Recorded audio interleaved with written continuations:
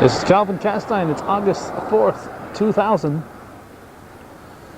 And we're north of the border in beautiful downtown Hemmingford across from the school. I'm here because a couple of gentlemen have invited us up here to take a look at the changes they've made in their museums here in Hemmingford. And we're going to talk to at least two gentlemen today. And we're going to fill you in. We're doing this on this August 4th and we're rushing it on to show on August 6th for those of you watching in the year 2000. We're doing this so that you can have time to come down here and take part. The museums will be open all week long, with climaxing on next Sunday, the 13th, with the big parade here, Old Home Week in Hemmingford. So for those of you watching this in the year 2000, consider this an invitation to come to Hemmingford this coming week, particularly on Sunday.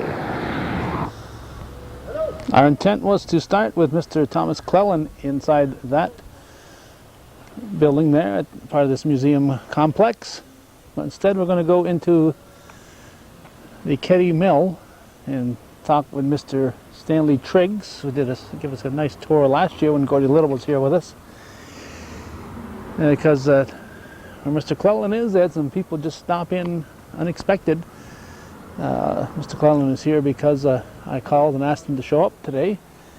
So luckily for the people who showed up from Florida, he was there, and the information they need is available. And we're going to stop right now to this gentleman right here, Mr. Stanley Triggs. How are you, Stanley? Fine.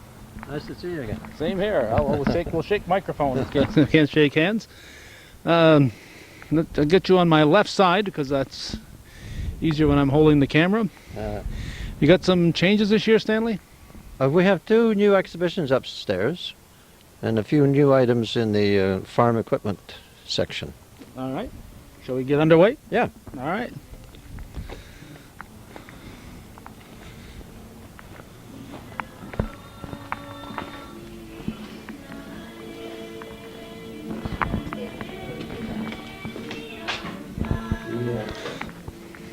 I'm going to head right toward the back. All right. We have some plows and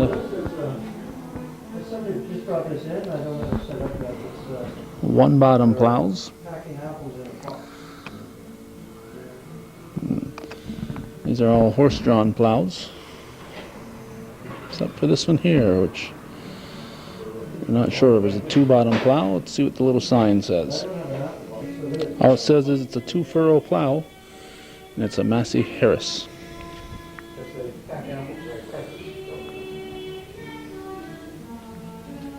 We've come around the corner, and as Stanley pointed out, there's really nothing new here, is there? When I come here looking for something new, I'm in the wrong place. You're right. Most things are 100 years old and maybe more, some back to 1870. All right, I could see this being pulled by horses and people going for a ride. What is this called? Well, it's called a barlow. It's a type of a winter sleigh. It's got this little thing here. It's for extra passengers. You can stand up here. Or you can put your groceries in there and shut the door. Okay, yeah, there's a little trunk there, sort of. And it's opened both ends. And let's see, wooden sleigh called a barlow. Andy Latour from Hemmingford owns this. Most of the stuff you have here, Stanley, are on loan? On loan, yeah. Because we don't own the property yet. We're looking for ways to buy the property. Okay, when you say we, tell us who we is. It's a committee of local citizens have got together to create this museum. About 20 people of the community here. And there's a total of 3 buildings, are there? There's 3 buildings. This one is the farm equipment, horse-drawn farm equipment. Upstairs we have paintings and drawings and small things they used in the barn, like cream separators and forges, anvils, and there's a horse clipper, hand-operated horse clipper, things like that. Okay, so if anything was tractor pulled, you don't want it in here? Is that the idea? You want to go as far back as horse-drawn? That's it. I wanted to show the big change in farming brought on by the Industrial Revolution. And also, to keep the story simple, I wanted to just stick to horse-drawn equipment. Because if you mix horse and tractor up together, you lose track of the story. So different eras. Everything is laid out in the order that it was used on the field, you see. Starting with the plows, and then the harrows, and the rollers, and seeders, and mowers, and to tell the whole story of how the crops were grown and harvested. So you take it right from the spring when they would be or fall. It depends when you plow your field. Some people would plow in the fall for the next spring, but I imagine a lot of them would plow in the spring and then work their fields and then plant and harvest. Yeah. We have another new, a new old piece of equipment here. It's Stanley and I will be doing a jig for a little bit later for your entertainment. But this is a side delivery rake, commonly called a side rake. It was drawn by 2 horses usually, sometimes 3. But the pole has been cut off for use on a tractor. But it's very old. It's one of the earliest ones, I'm told, by the local farmers, because it has wood on it. But it's just been restored this spring by a friend of mine. Took him 4 Saturday mornings to scrape it and paint it. So it looks quite pretty now. So is the this original colors? Was this in a barn or in a field, rusting away? This was in a barn. Otherwise, the wood would be all rotten. So that's the original wood then? Yeah. So it's probably 100 years old. This one. At least the style is 100 years old because the wood went out quite soon. It didn't work too well. This one, this style, according to the local farmers. I'm very familiar with side rakes. I haven't grown up on a farm, but I didn't realize that they had them back in the horse-drawn days. I thought they just used the dump rake. Oh no, these were the dump rake was the earliest, of course. But I think this is pre 1900 that the side rake came out. All right, I always learn something when I come on these little treks, and you figure it was the original color was the red and yellow. Here's a dump rake right next to it here that remained popular even after the side rake came into effect.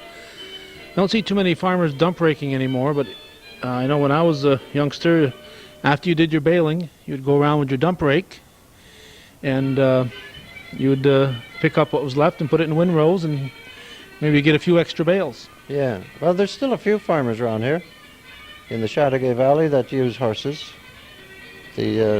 Most of them have a tractor as well, because it's hard to put a front-end loader on a horse.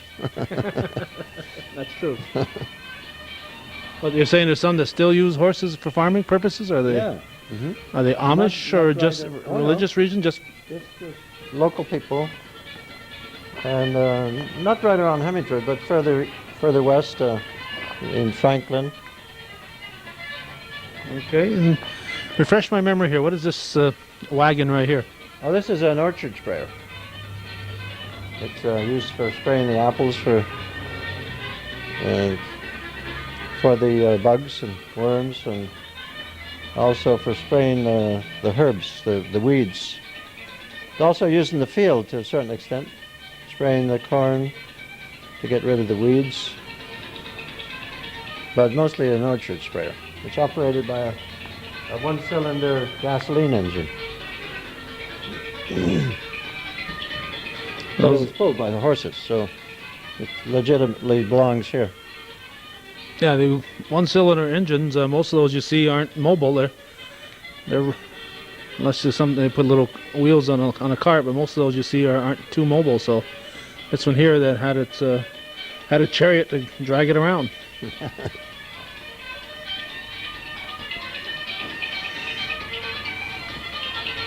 Now I've just came from Chazy maybe a couple hours before I came here, and there's a farm out there with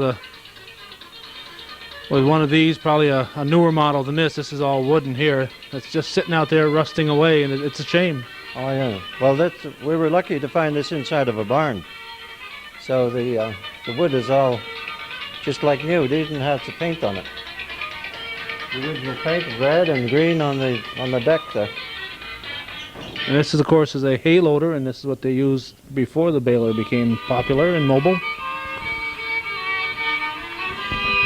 You would put it on your wagon with this, and then pitch it off with the forks. So you'd have a oh, right here. You've got the big forks that come and pull, and Yeah, we don't have it set up. but this little drawing here gives you an idea.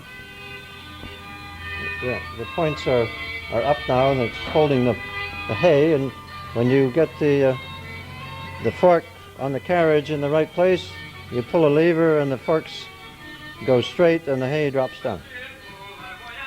You'd have a track on the top of the barn, and horses would pull it, and you'd release it. And my job when I was about 4 or 5 years old was to relay the whoa. I'd sit next to the barn, and when the people inside had it where they wanted to, they'd holler whoa, and I'd holler whoa to the guy on the team, and he'd stop, and they'd drop the hay. Oh, yeah? So I had a very important job there, relaying the whoa. It must have been, yeah. We did a similar job. The horse was under here, under the single tree, and we operated the handles and scooped up the dirt or the horse manure or whatever. Or maybe even the snow. Yeah, it snowed. Well, instead of a front end loader, it was a back end loader. Back end loader, yeah. And once in a while, the horses might add to what you were picking up as they were going along too, wouldn't they? Yeah, some fresh manure. Advertisement. It's around 1910. An advertising sale of Percheron horses. Well, I think that things like that are very helpful for the people coming through here to get an idea of how these tools were actually used. Before I get too far into this, Stanley, to tell us about the hours of the museum? Oh, we're open from 10 to 5. And from today, August the 4th, to August the 13th, Sunday. So all this coming week, and then up to the week of the parade of the 13th, you'll be open. That's right, yeah, every day. And we'll have a little cafe, which will be open all of that time, too.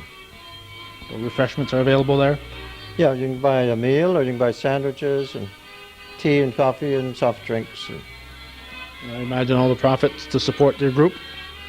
Well, no, we're not that organized. We don't have time to run a cafe, but we lease it out? We lease it out, yeah. Okay. And it's a convenience for the people that visit the museum.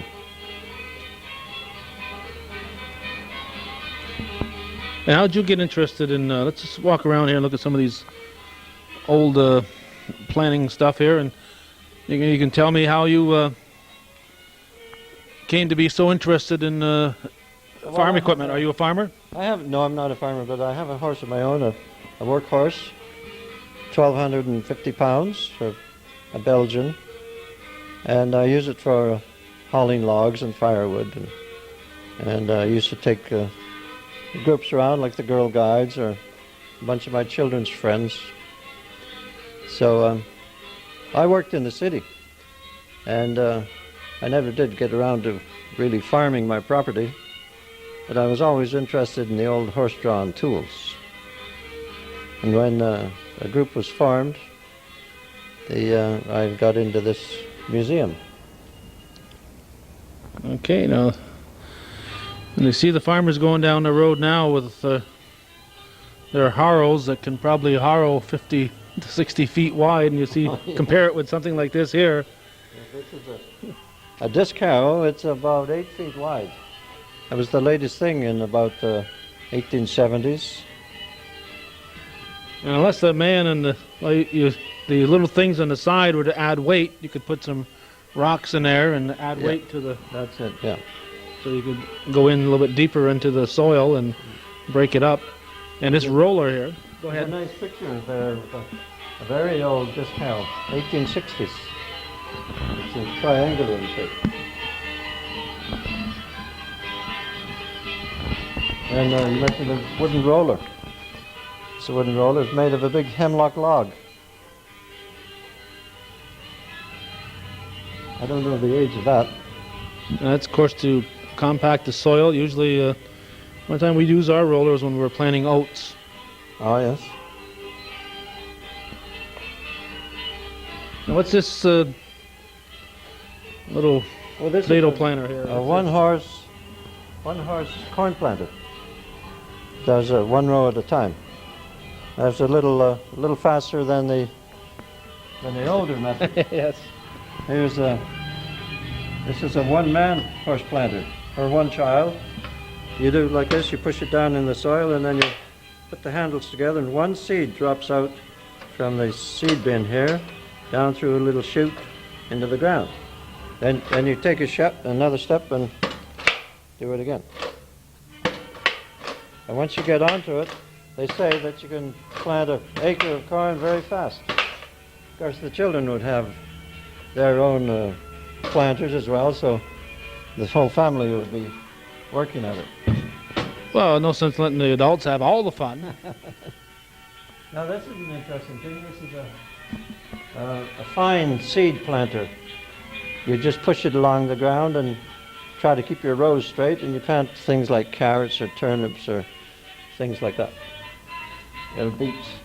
So the man that lent us that is 89 years old, I think he is now, and he said when he was a little boy, he and his brother used to act as the horses. There'd be a rope tied from the handles, and they'd have a stick across, and they'd be the team of horses, and the father would steer. They planted an acre of turnips every year. Wow. And the turnips were mostly for the cattle, but they'd sell a few and eat some themselves.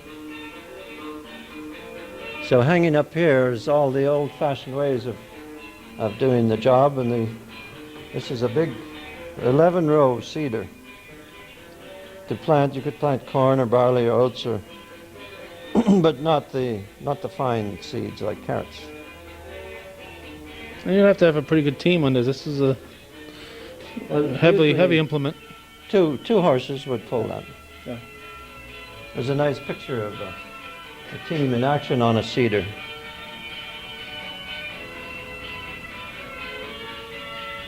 I don't know if the farmer would dress quite that daintily, though. Oh no, they look like coach horses, actually. Yeah. Then we have the mowers. This is a one-horse mower and a two-horse mower over here. All right, so you got some two-horse equipment in here too, because you don't want to be known as a one-horse operation here, right? Right. And the old-fashioned way, the scythes hanging above. That's a hay scythe, and this is for brush with a thick, heavy blade. Now here's one of the most important pieces of equipment, and that's the feed bag.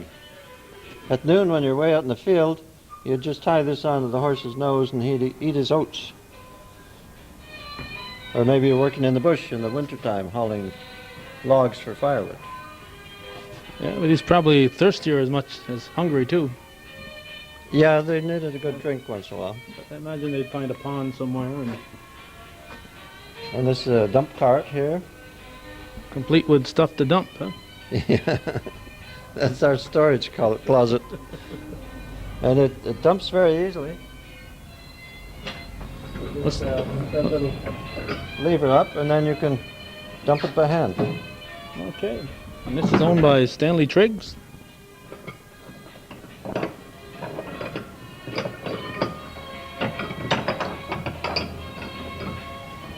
And over here is a dog cart pulled by a big Newfoundland dog or a St. Bernard or such like that.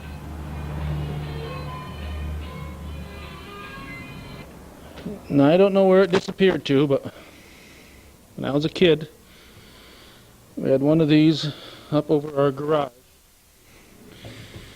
And I never quite knew what the heck it was. So I'm about to find out. What is it? Well, it's for clipping horses. It looks like you could shear sheep with it too. But it's hand operated. You turn this handle, but it doesn't work now. It's all seized up, So, rusty here. So, but it could be made operable. Would it create some kind of electricity, or No, it just turn the cable in here, you see? and then that You moves turn the the teeth back handle and and these forth? gears mesh, and that operates the clippers. Okay, I haven't seen it in years, but it used to be up there over my car garage. And Maybe it's still there. no, it's not there. I just No. cleaned that out last fall, and Too bad. it's gone. And this is Maybe this is it. Somebody come. this is to hone the blade of the clippers. You put the blade in there, and it presses down on the steel, and that hones the blade. Now, if it was really dull, you'd have to put it on a whetstone, I guess. But that's the finishing touch, like a razor, you know, Right, the razor strop. right. This is new this year. This is a log carrier. Small log. You get two men on each side there. Of course, if you had 4 sets, you could have 4 men on each end. But when you lift the log up, these points dig into the wood. And this is a similar thing for ice. You want to carry a block of ice.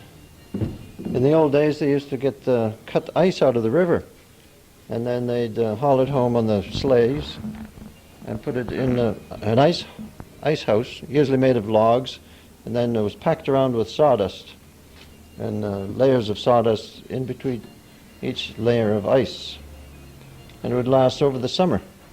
I'm sure ice tongs and ice picks were as common as toothbrushes back then. Oh yeah, they're indispensable. Now, is this also a log grabber here, this bigger one? Oh, that's for pulling logs out of the bush. Yeah. You need a pretty big log, though, for that, because otherwise the points don't stick into the log. You need the weight. Right. So you need something like 18 inches or a foot at least. And this is a buck saw, cutting up your firewood.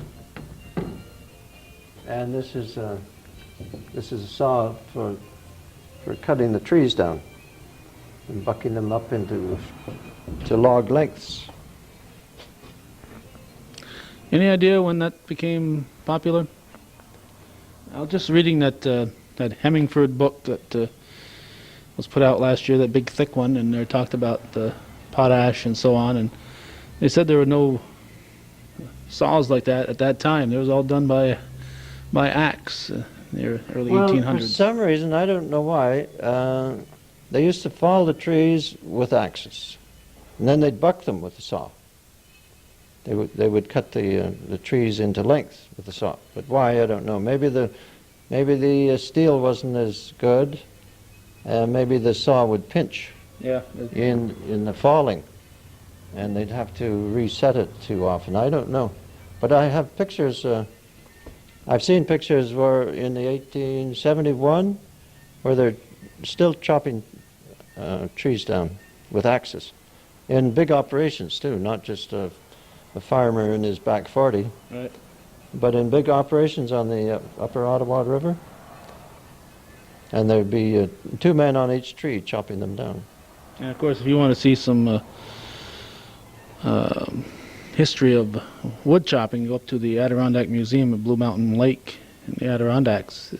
Yeah, of course, that's logging country, and they got I've been there, yeah. tremendous amount of history on cutting wood and logging.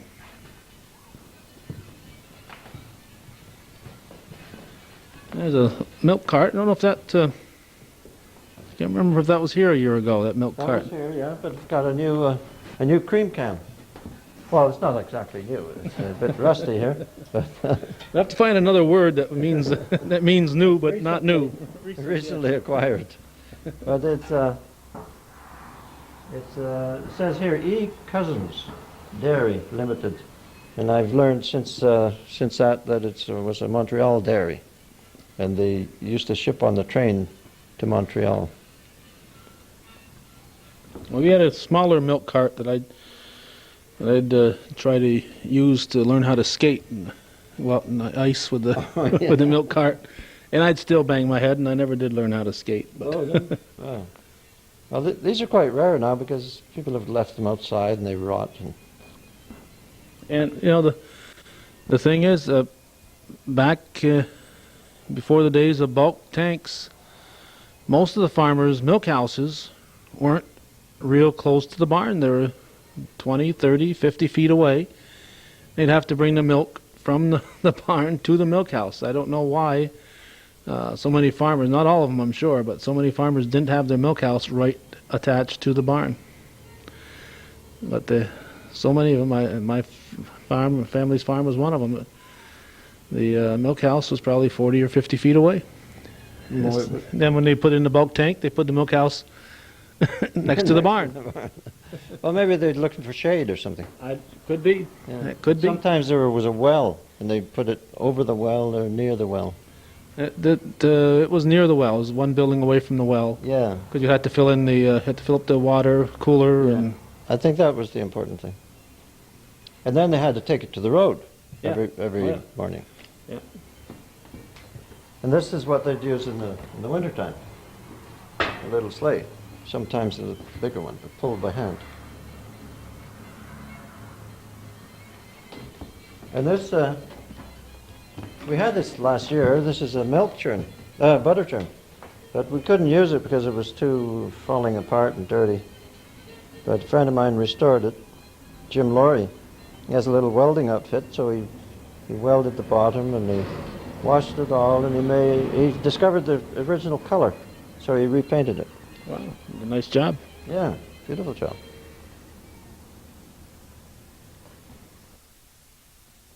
Okay. Well, let's go over here and get a nice shot of our mascot. You have a mascot. This is our mascot. He's pulling a bobsleigh. This bobsleigh was made in 1922 for a young boy who was 8 years old at the time. And I bought this at his auction when he sold his farm. But he had a big dog and he used to have the dog pull it around and pull fence posts and things like that. Pull fence posts. Yeah, we're just playing, just for fun.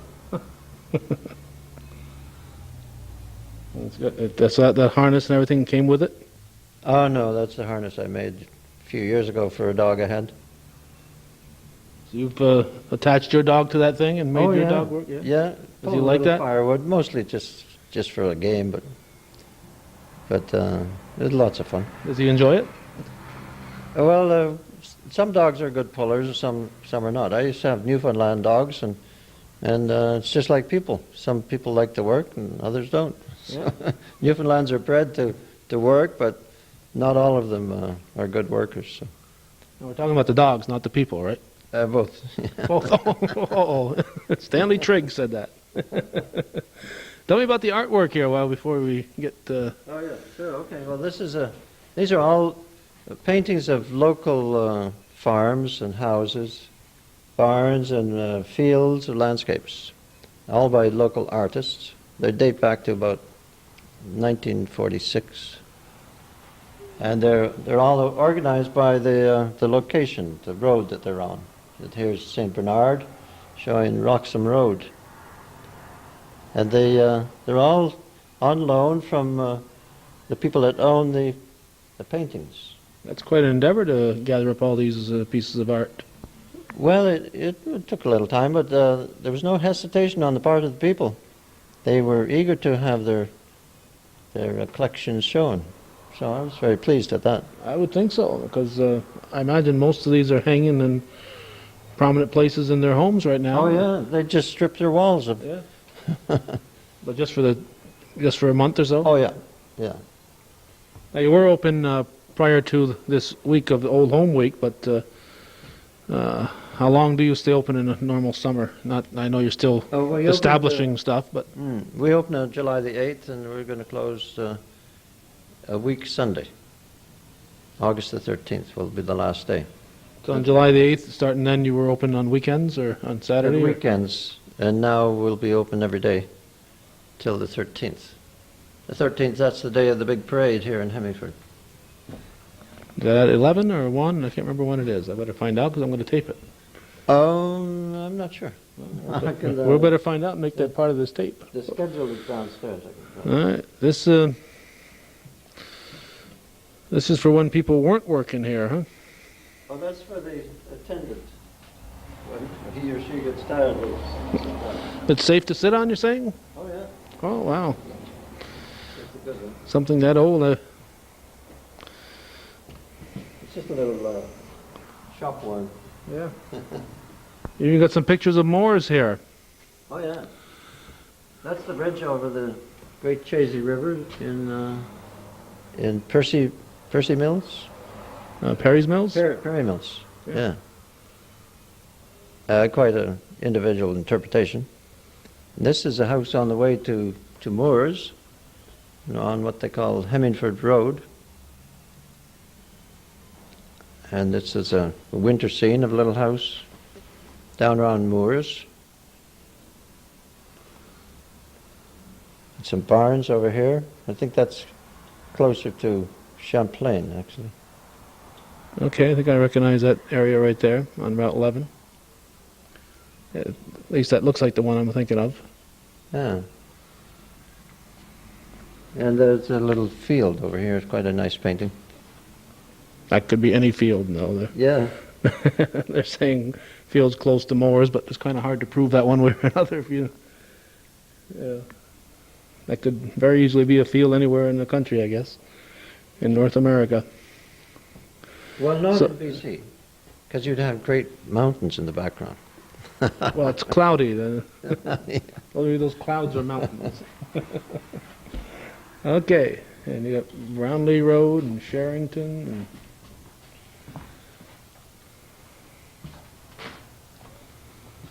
this is the farm where that big hay loader came from, and the hay wagon and the manure spreader.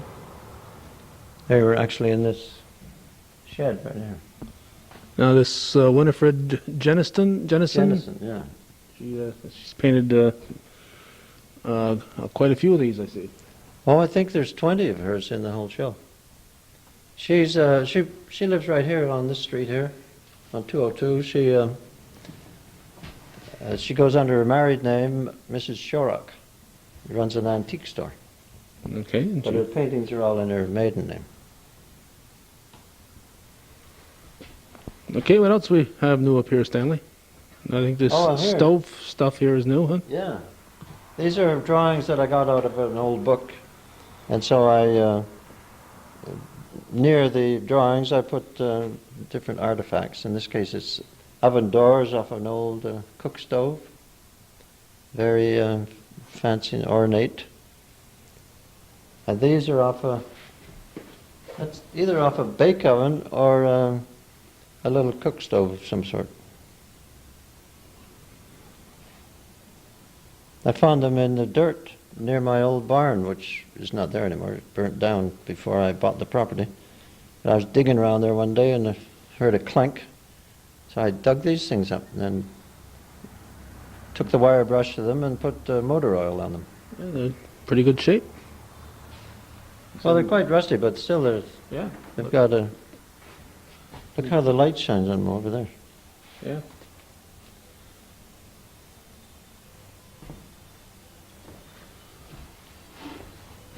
And these are parlor stoves. If you turn around here, you'll see an actual stove right there. Yeah.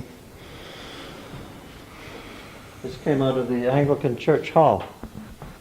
They lent that to us. That was the furnace of the day. That was. Yeah. You could burn wood or coal in there.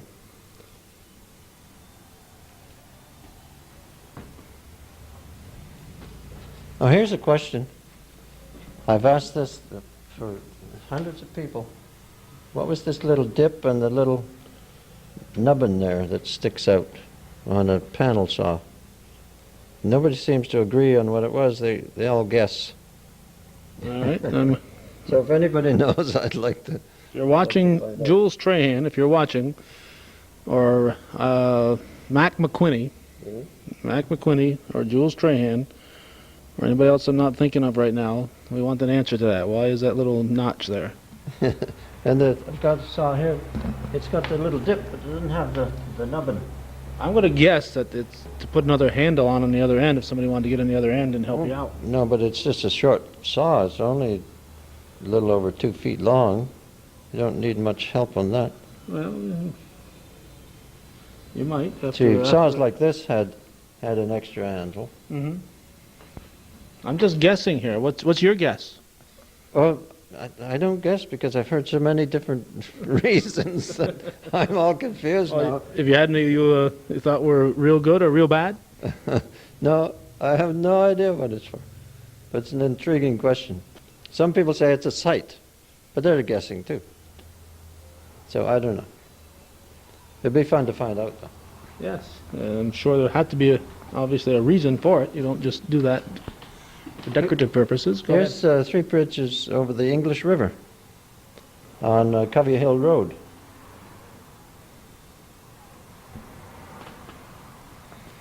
No pictures of the Gulf here? No. No. It'd be nice to have a painting of that, wouldn't it? Yes.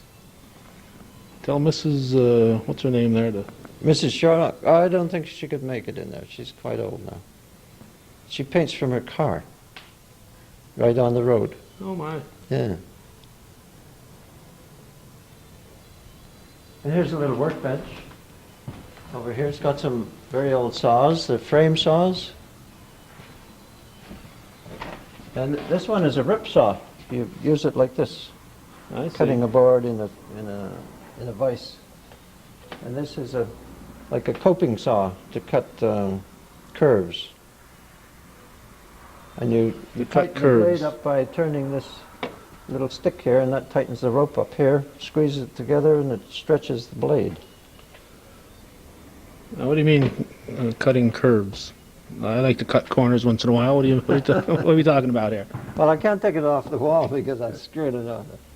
But if you want to cut a circle, for instance, you can turn the blade like that. You see? I see. So the blade will go at an angle. Yeah. And so you can cut a circle, or you can cut a scroll, a fleur-de-lis, or whatever. Well, you're saying you could. No, I couldn't. The person operating it could. A carpenter. Yeah. All right. Now, is that your hat? No, I collect hats as well. It looks like Boxcar Willie's cap, I think. It could be. Looks old enough. And more paintings here, all along here. There's 60 paintings here. 60 pieces of different artwork. artists. This is this one here. That's looking. The border to New York State is just down beyond that house there. It's on Nichols Road. Nichols Road. I'm not familiar with Nichols Road. There used to be a custom house. There used to be a custom house about every 5 miles in the horse drawing days. But these mountains are in New York State, the Adirondacks. You'd be looking at probably Moore's Forks right there, over the hill and down in the valley. Will that be above Cannon's Corners, maybe, or? No, No? not that far along. It's about 5 miles from Moore's. Okay. And this is almost on the border, but looking north. There's the same house there, see? And that's looking north from about 100 yards from the border. Oh yeah, I see the person back there. They painted the person painting the other picture. So I think that's what makes it so unique, is that these aren't just paintings done by local people. These are paintings of the local area. Yeah, and they're all grouped in the locations. Like this is Nichols Road, and some over here of Hemmingford Village. How many different artists would you say, Stanley? There's 19 different artists. Now this one here is very realistic. Yeah, that's by Sharon Mark, and she does the realistic style of these two here. Very detailed. Others are more expressionistic. Look at this is the same location by 2 different artists. That's Mrs. Sherlock, Winifred Jennison, These, that's the corner of this house here. And this shed is this one here, and with the barns added. This artist left out the barns. All depends on your angle and what you're looking to accomplish, and they're both nice paintings in their own right. Yeah.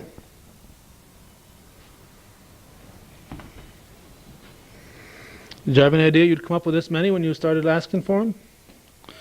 Oh, I said to myself I need about 50 or 60 paintings. Because I knew that would fill the room. And as I say, I didn't have any trouble getting that many. And since you've had this up, have more people come forward saying, next year I'll... Oh yeah, there's several artists have said that they'd like to put their paintings in. Other people that have the paintings in their homes. There's an auction, looks like, here. Yeah, this is William Brown's auction. When he died, the estate had an auction. That was quite a while ago, 1971.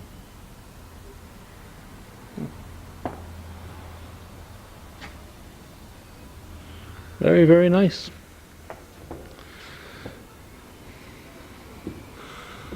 This is interesting here, the rail splitter. And we've got one of the old wooden mallets that they would have used for splitting the rails. It's amazing how well those rails have held up. Oh, they'll last over 100 years, especially if they're out in the open. As long as they are not lying on the ground. And they can breathe. Yeah, then they last for years and years. Yeah, my wife and I decided to put up a rail fence this year, and we went out along the wall between my farm where I live and where my father's farm is next to it, and found a whole bunch of rails in great shape, and it makes a beautiful fence. Oh, they do, yeah, and long-lasting, and they're not easy to push over either. Here's a drawing of different types of rail fences. And this is a part of a gate. It comes from my property. It's not a fence post, but a gate. And the small rails would be carved to fit into those holes. Uh-huh. All right. Anything else, Stanley? What did you get a shot of these sleighs? Okay. The one on the right is probably a little older than the one on the left. Yeah.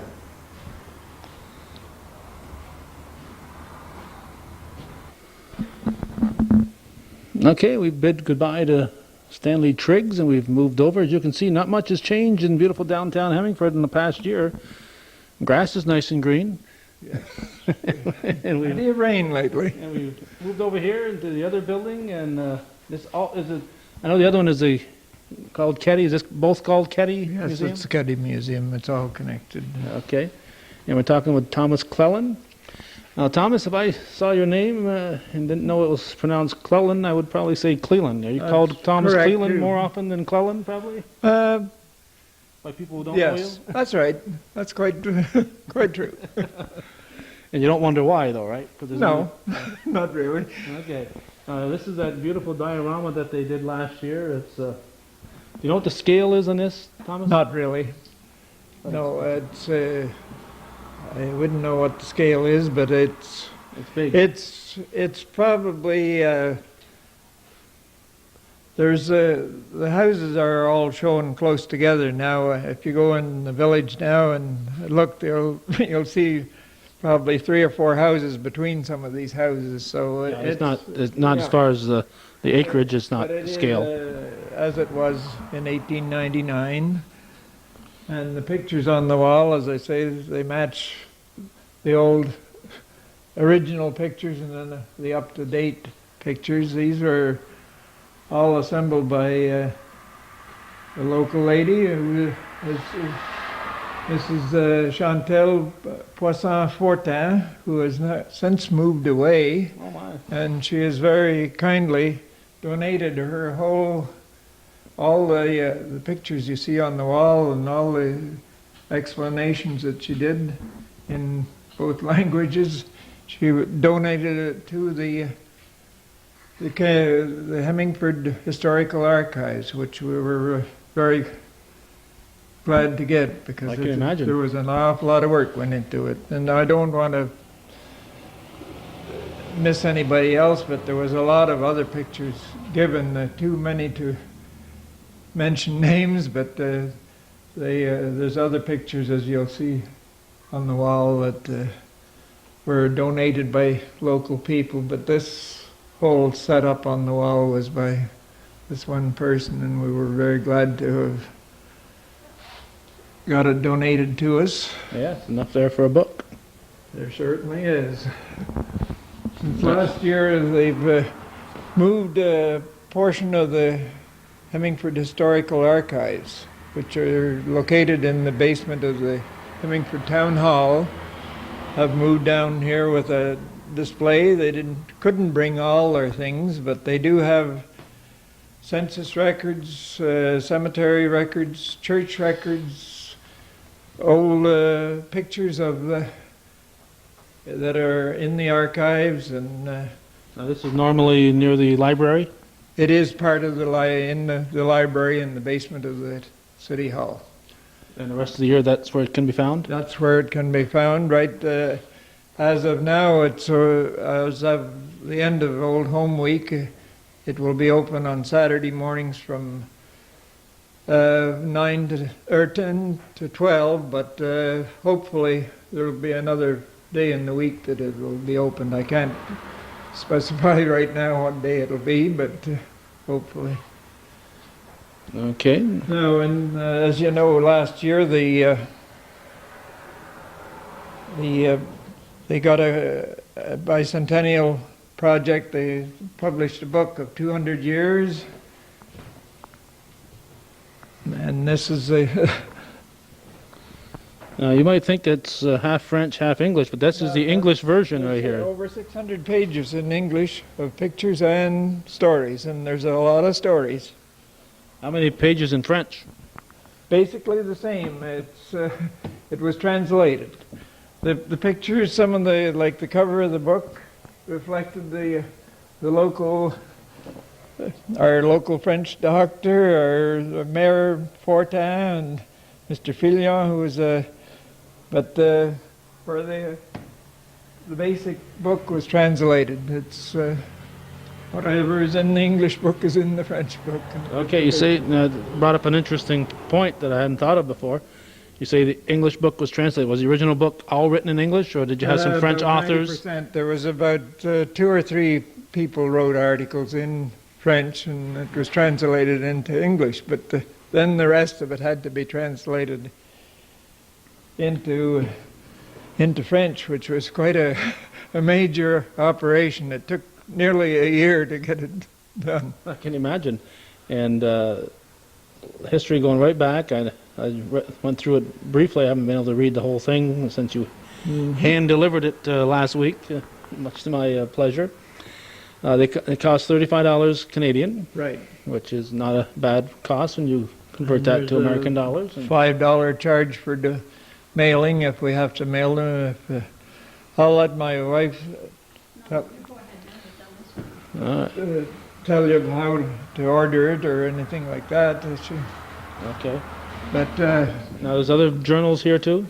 yes, this is the Huntington Historic Chateauguay Valley Historical Society. There, it's our yearly journal. It's just out.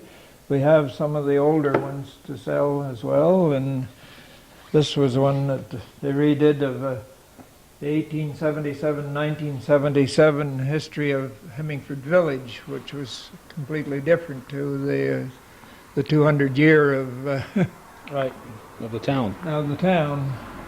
The village was incorporated in 1877. Okay, well, we got looking at this nice quilt. This quilt was made by the Barrington Quilters. Right, and It's to celebrate the 200th anniversary. right, and it was donated to the Bicentennial Committee. So. Yeah. Okay, and this is Mrs. Clellan over here? Yes. Hi. No, Tom was saying that I do a lot of work with the books and taking orders, and if they have to be mailed out, we mail them. And we've got forms here all the time, or in the actual archives, where you can order them. We have shipped maybe 35 books to the States, and some as far as way. We have some gone to England and Ireland, and Hawaii, and a lot in the West Coast have gone. So it's amazing how many people are really connected with Hemmingford that you don't realize till it comes out on the internet, and then I'm looking for, so-and-so name and to try to find it. I work in the archives with Tom, and it's really interesting, the work that has been done to get the records like we have, like our cemetery book, which is it's a listing of all the cemeteries in the area. Originally they were all separate books, and now it's been put into one alphabetically, so anybody can either call or come in, and within minutes we can tell them if their name is in there. Well, they hope their name isn't in there. Yeah, and also that we can tell them exactly where they're buried, which cemetery it is. We don't have to look it up. And their wife or children and the year they were born and the year they died is all listed in that green book. That's what we call almost like our Bible here. You have just one copy of it? Yes, Well, and it's not for sale. No, but I mean, you don't have a backup copy? No, Well, I'm sure there's a... I guess whoever did it must have it in the internet, I would imagine. It has to be in there. It was compiled by Gary Bix, and Jeannie Bix did the groundwork for the book, and they're responsible for So they've a got lot that. of work, they've got that and they're information still there. working on it. They're still trying to enlarge it. Yes, in our area, Clyde Rabideau Sr., who was the father of the former mayor of Plattsburgh, is going and doing the whole county, every cemetery in the county. He's going from cemetery to cemetery and checking out every tombstone. It's a massive undertaking. Well, If I can use the word undertaking with cemeteries. That's been done here. There's still 2 cemeteries to do. They go in and cut the wood or everything that needs to be repaired, straighten stones and everything. And if it's a stone that isn't legible, they are making signs to put on it to if they can get it out themselves, what the writing is. That's another group. That's a That's cemetery. another cemetery group is another group Jim of Laurie men. is, Yeah, Jim Laurie's in charge of it, but they all volunteer to work at it. Okay, when I came here, ongoing. We're still there's a cemetery on the Napa Road that they're just started into. It's quite unique. There's a church that fell down over 100 years ago in the middle of the cemetery, and the stones are all down, and they're just taking the brush out now and getting to the point where they can get the stones turned over and see what is really going on. It's quite a project. yes. So you have people contacting you via the internet? You're on the internet then? Oh, yes. What's your website? Do you know? I don't know what it is. Sorry about that. We have a local boy or fellow that is very active in this, and he takes all the information from the name and everything, and then he'll come up to the archives and go through and see what he can find on that family name. And if there's nothing, he still notifies them there's nothing, or else he gets the information and sends it to the people. That's great. So there is a website. All right, here it is. It's a long one here. Yes.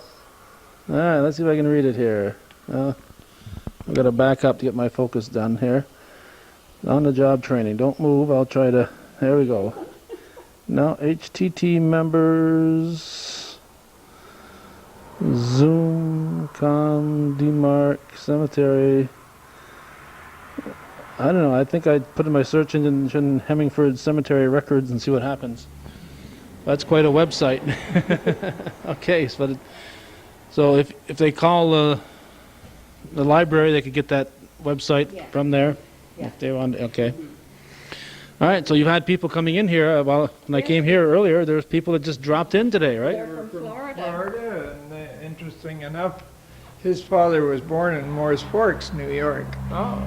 But the family originated in La Prairie, as far as they can determine, and they're trying to search. They haven't found anything in our records, but they have the Clinton County records with them. They're going through them. What's their last name? Brinkley. Brinkley? Brinkley. No, well, the one that we're researching is not. No, You have the it. man himself was Brinkley. Okay. And his Na- father was Vivier. Vivier. Okay, Vivier. VVA, there's a lot of VVAs and Moores, and Yeah, yeah. there's so many different spellings once you get into a name. That's what it is. He gave me a lot of spellings, and we're going to try and do some research either through La Prairie or on some other method, either in Montreal at the big archives, but we'll see if we can't find them some more information on it. Yeah, they But got it that dates nice- back further than what our dates go. They've got that nice genealogical Yeah. place in St. John's too, St. Yeah. Jean sur Richelieu. Yeah. And we were lucky. We tied in probably 10 years ago now with Jean Lebrun Oh, from, yeah. from Lacole. He No, just did a great job Yeah. with my wife and my families. He did a great job of going back, and because my family is from Quebec, the Castines, and my mother's side is Trudeau, which which you may have heard of in the I don't know. Well, we have yeah, Pierre. My Here great in our local member of parliament, Walter Smith, Yeah, my who is now grandfather. deceased. My grandfather always said that Pierre was a distant relative, so I've never gone back to. Oh, that's But there are true. Pierres and there are Elliots in our ancestry, so it's very possible. Mickey Maynard does a lot of work for us too. in Does he? Plattsburgh. He Uh-huh. really works with us. Yeah, Marshall Maynard's son. Yes, that's right. Yeah, Yeah. yeah. They were here Maynard last was over weekend. here last Saturday and spent about an hour and a half with us. Last Saturday? Yes.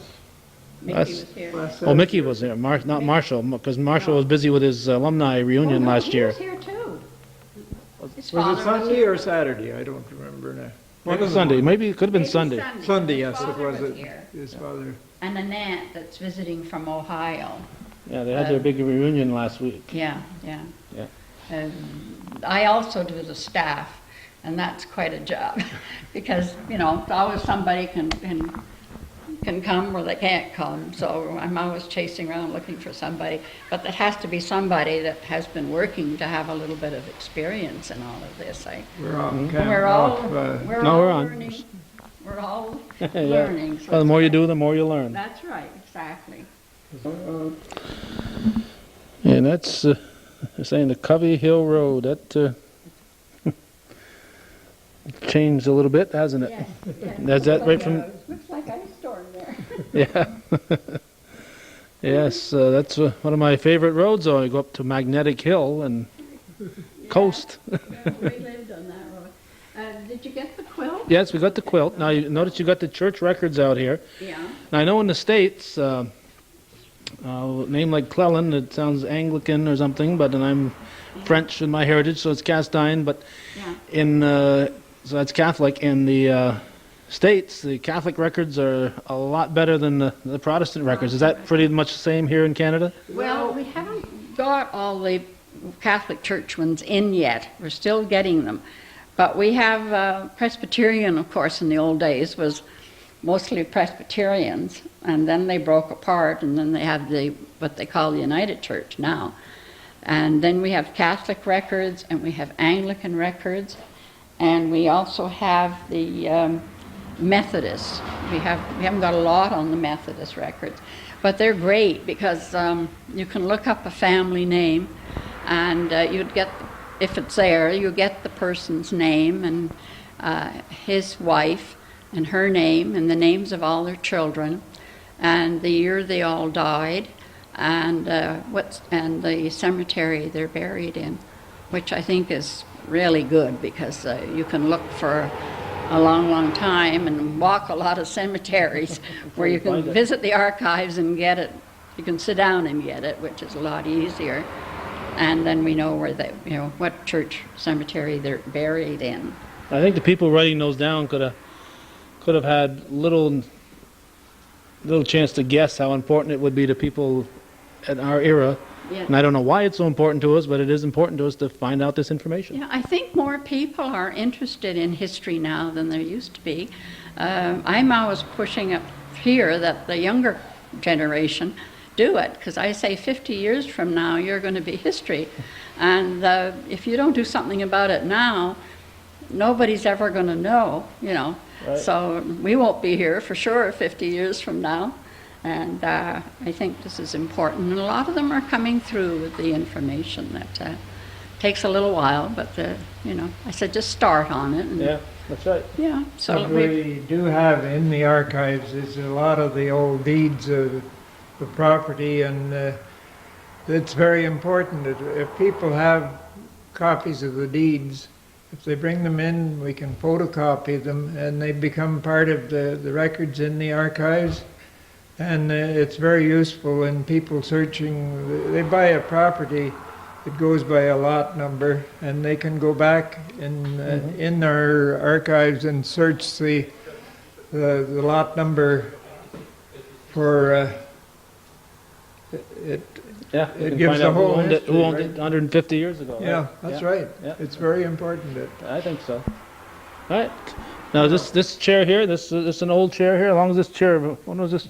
This chair here, that's staff chair. Oh, that's that. Okay, that's not part of the display. So, All right, we're gonna go off to the side here, and we'll pick up again inside.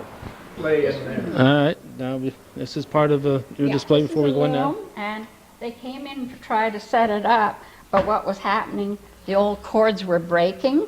So you see, this is when they have the shuttle to go. They put a shuttle, they change these positions, and the shuttle will go and it makes designs. You can see they had started here, but it was all coming apart. Now this is a piece that would have been made on this loom. Amazing, you could know when to. To do it, but you have a pattern.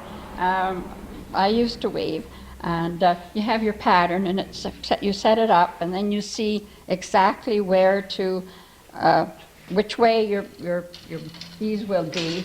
See, they're all not working very good today, but this is the big job: is setting up your weft and here to get started on it. So and you have your petals that change. You see, you can change them this way. I see. But this is just a piece. When they saw they couldn't, the girl that was going to do it, she brought in this piece so you can see the designs. And they make placemats and bedspreads and, well, make everything on them. And so we were hoping to have it working, but anyway, they can see it anyway. There's always next year, right? Pardon? There's always next year, right? I hope. All right. And it's all velvet. Okay, we're in a little side room. You're telling me this is a velvet Yeah. quilt? It's velvet, yeah. It's velvet, and it's what they call the log cabin pattern. And it's owned by Margaret Keddy, whose husband owns this building.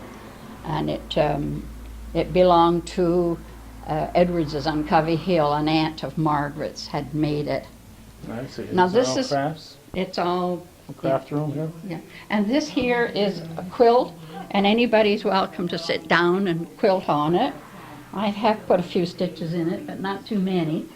But then you have to roll it. I don't know.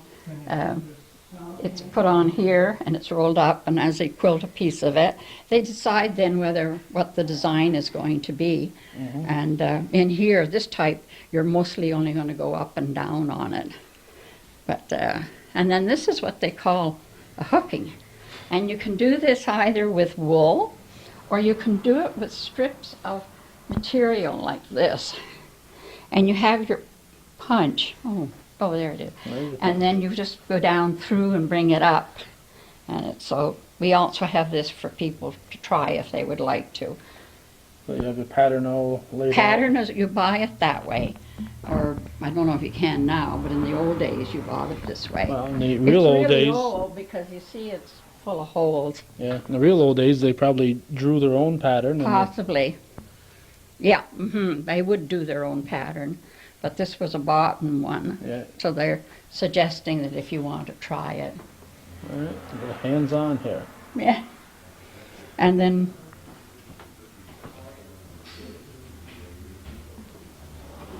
There's a 1932 calendar on the wall. it's an old sewing machine that you run by hand. This is really old. And it's a Singer, which is a famous make, but it's but then you had to use your arms instead of your feet to make it go. And this You is probably have one of the kids on the side yeah, turning for a it while where you had your hands on the yeah. on the And this material. is the wool that's been spun and put on a wheel, and then when they spin it, did they do that out there today? No, No. no. They spin it off the spinning wheel. Well, it was over in the corner in the other room, and then it goes on to here. Now, a lot of these things are all old antique. The girl who owns this collects antique things to do with sewing machines, with sewing, and that's her sewing machine. I see. Yeah, so that, this is just an old sewing machine, And but this it's has the got pedal one. Yeah, you got the foot pedal. Yeah, a foot pedal on it. That's the type that I used to use right here. Yeah. Yeah. And You do then- believe I did a lot of sewing in my youth, don't you? And here is, I remember, dating myself, that in your flour always came in cloth bags and it was stamped. And the big thing they did was, when the bag was empty of flour or sugar, my mother would bleach them, and they either made tea towels or pillowcases, and this would all come out. And a lot of people remember when the old cotton bags were bleached. And even one of the girls said that her mother used to make dresses out of it. But my mother was always pillowcases or tea towels. But so not too many younger generations see the bags like that. And I don't think too many kids today would accept wear it put either. wearing No, a flour, that's right. flour sack. Yeah. But you didn't waste back then. You. No. Well, you didn't have the money. You had to use it. That's right. You had to do it that way. There's the spinning wheel. We went by that. I'm sorry. That's all right. Yeah. And that's weaving that can be done on the loom outside.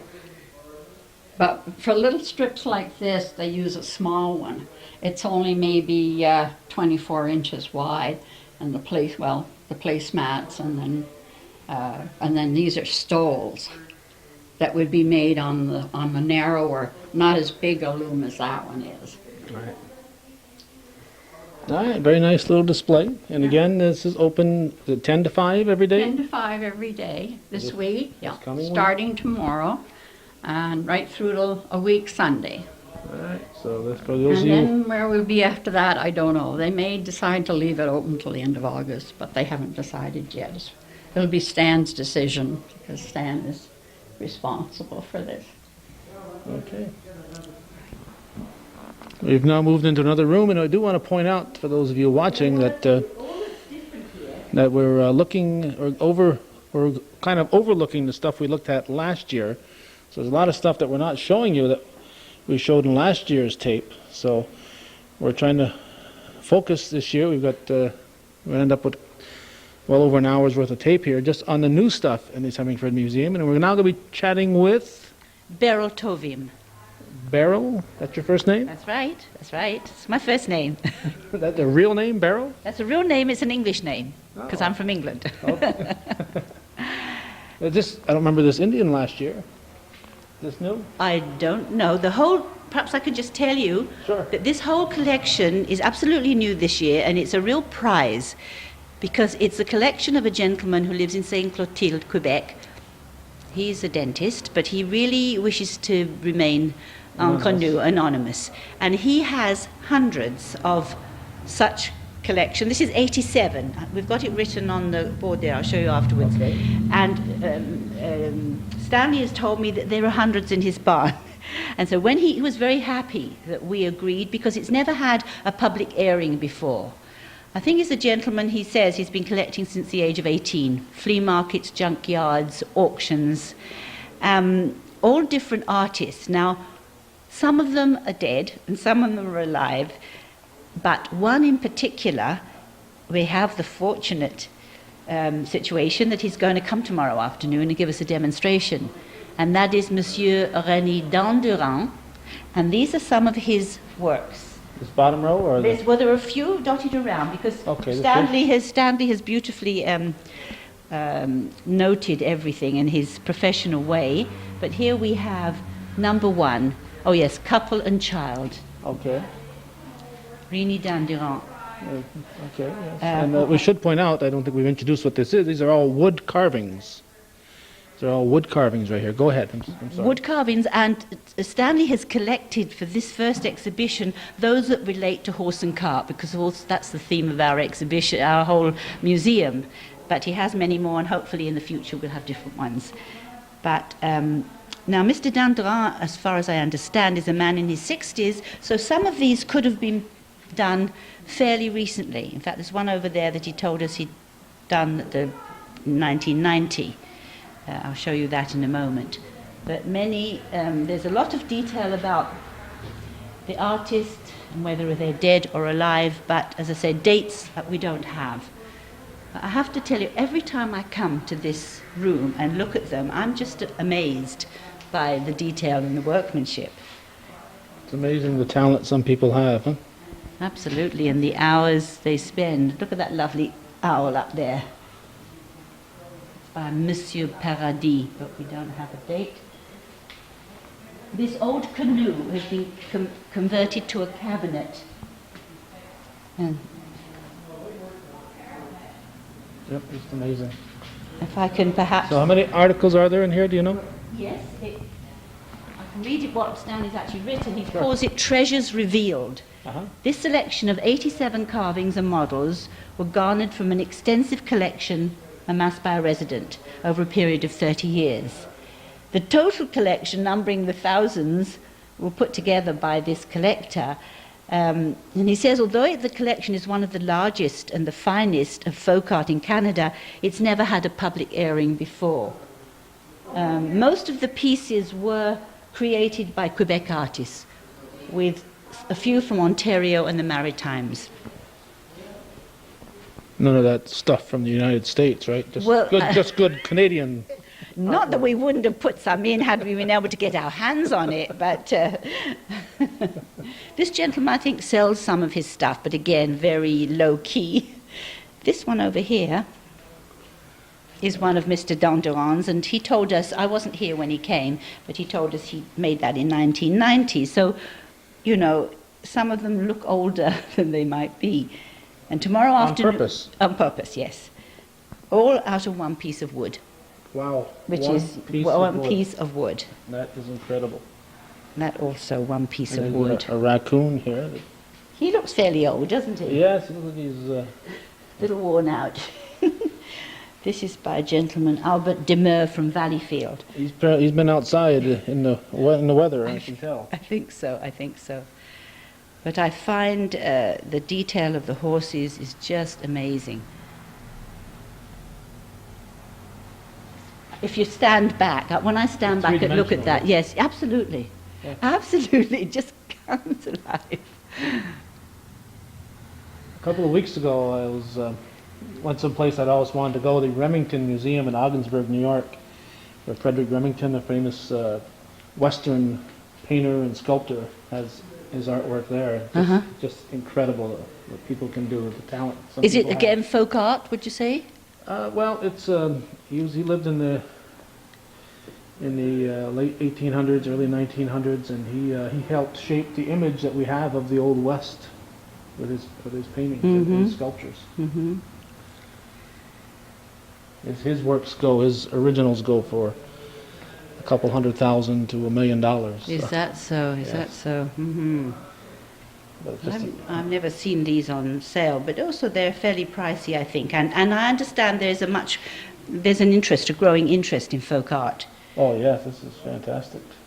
Okay, and that's no, that's not Mr. Dangerand, that one is.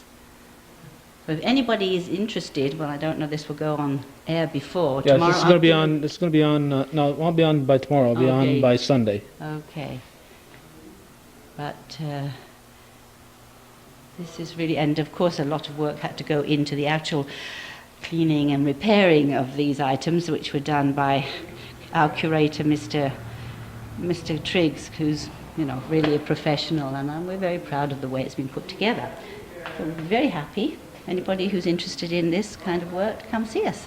Yes, and it's something that a family can bring the kids, and the kids are going to That's enjoy right. it. So it's not Absolutely, just, the you know, kids do. The kids really are quite amazed. You know, and whether you're 80 or 8, you're going to enjoy this. So Absolutely. it's something that all the generations can come and enjoy this room.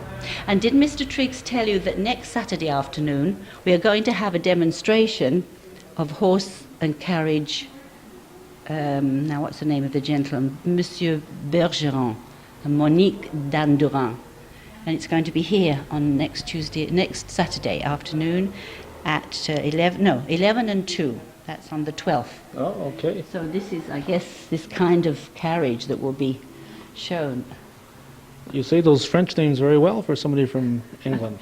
Well, I've lived here 30 years, you know, so so we have to try. Look at that. I think that's so great. There's so much character in the faces, too. That's what always amazes me. In fact, look at this wonderful man. I can tell you that in the village, there's a man who looks just like him, such a handsome, mind you, he looks taller than the average French Canadian, but I think that's very fine. Tremendous amount of detail in there. Mm-hmm. Absolutely. Well, people didn't watch television, I don't think, that much, or this gentleman obviously doesn't today, and spends their time doing it. That's right. Just amazing. And there's other things that people waste their time on besides watching television. That's true. There's one pet peeve I have that I won't mention on on the air because Oh, well, I shouldn't say that about television. Well, that's This is your métier, isn't it? that's all right. With this old fella. Now that looks like a chainsaw carved. Yes, that's what they tell me. Yeah, I didn't realise that, but that's... I'd say that's a chainsaw carving. Mm. Really neat, though. Yeah, up in Tupper Lake every year they have their Woodsman Days, and part of it is a competition where they get anywhere from 6 to a dozen chainsaw carvers that compete, and Is that then they so? auction off their pieces. And Because it's quite delicate in a way, when you consider a chainsaw is quite a, oh yes, a weighty item. yes, yes, they have different saws, different size saws for different pieces of work. I didn't know that. Just to do those eyes, you know, just imagine doing that with a chainsaw, Oh my goodness. and getting into that mouth to clean it. I mean, it has to be all done with a chainsaw. Yes. Is that the rule? Mhm. Okay. Yeah. Okay. Yes. Well, anyway. All right. Anyway, that's our exhibition of wood carvings, and next year we hope to have another grouping from this same gentleman, if he'll let us have it, because he has many more. That's fantastic, and we'll point out again. I'll show this more than just this year, this tape, but Okay. for those watching it in the year 2000, we want to remind you these museums that we just looked at are going to be open all week long from 10 till 5, climaxing with the parade. Do you know what time the parade is on Sunday the 13th? It's usually mid-afternoon. I would say, at a guess, between 2 and 3, but say 2 o'clock to be Okay, I think it's at 2, but I'm going to have to find out because I want to tape it.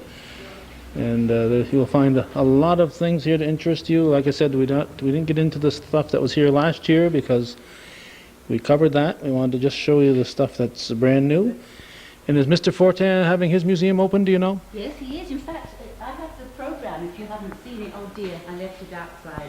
I have an actual written program. Okay, well, I should give you, really. and The library's having a book sale. Our library, local library, has a book sale which starts it'll be on open Monday, Wednesday, and then Saturday and Sunday in the basement of the town hall. Well worth good bargains. okay. And do you And know about the T-shirts? Do you, that no, are I don't sold? know about the t-shirts. Well, the T-shirts are, one lady every year, she has a design that she brings out, some of them she paints herself. It's in aid of the library and the archives, and this year the tent will be right next door, here. So, and that will be open as of Monday, yes, all the week in the afternoon. Okay, and for those of you who don't know where we are, just if you're coming from Moores, which is the way I got here, you get to that four corners where it's four stop signs, you take a right, and it's right across from the school. And the name of the street? Champlain, Champlain, easy name to remember. I'm from Champlain. opposite the elementary school, so Right, you right can't across miss from the it. school. Can't miss it.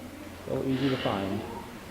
All right, then wrap it up, and also take time to visit Mr. Fortin's museum. He's got a private museum that he has with a lot of interesting stuff in there too, Gaetien Fortin. So we hope you'll consider Hemmingford when your plans. If you could company up this week, great place to take them. They can take in a culture that's different, but not too different from what we're used to.